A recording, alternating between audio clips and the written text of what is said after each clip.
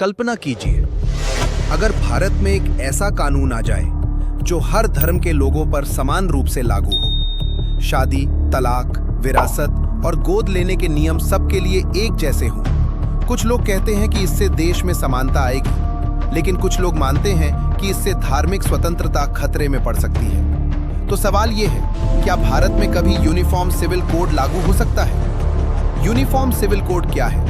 सबसे पहले समझते हैं कि यूनिफॉर्म सिविल कोड आखिर है क्या।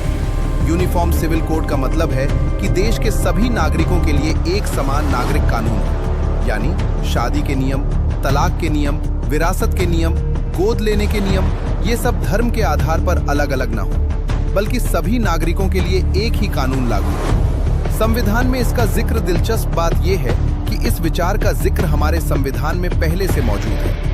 संविधान के article 44 of the constitution of India में कहा गया है कि राज्य को प्रयास करना चाहिए कि भारत के सभी नागरिकों के लिए एक समान नागरिक संहिता लागू हो। लेकिन यहाँ एक महत्वपूर्ण बात है, आर्टिकल 44 मौलिक अधिकार नहीं है, ये directive principles of state policy का हिस्सा है। इसका मतलब है कि सरकार इसे लागू करने का प्रयास कर सकती है, लेकिन इसे तुरंत लागू करना जरूरी नहीं है। अभी भारत में क्या व्यवस्था है? अभी भारत में अलग अलग धर्मों के लिए अलग अलग पर्सनल लॉज हैं। उदाहरण के लिए हिंदुओं के लिए हिंदू मैरिज एक्ट लागू होता है, मुसलमानों के लिए मुस्लिम पर्सनल लॉ लागू होता है, ईसाइयों के लिए क्रिश्चियन मैरिज एक्ट लागू होता है। इसका मतलब यह है कि एक ही देश में शादी और तलाक के नियम धर्म के अनुसार बदल जाते हैं। यहीं से यूनिफॉर्म सिविल कोड की बहस शुरू होती है।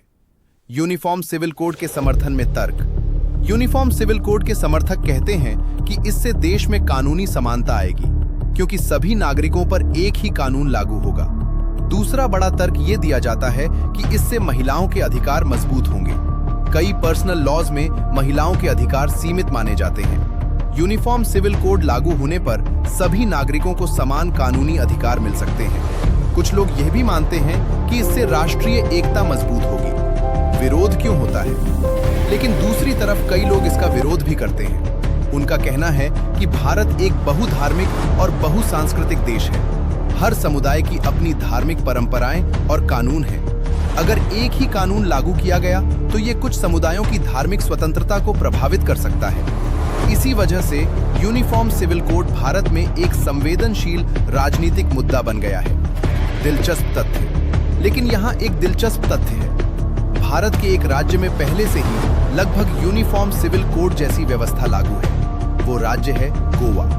गोवा में एक समान पारिवारिक कानून लागू है, जो काफी हद तक सभी धर्मों के लोगों पर लागू होता है। निष्कर्ष, यूनिफॉर्म सिविल कोड भारत के संविधान में लिखा हुआ एक महत्वपूर्ण लक्ष्य है, लेकिन इसे लागू करना आसान नहीं है, क्योंकि इसमें कानूनी, सामाजिक और धार्मिक तीनों पहलू जुड़े हुए हैं।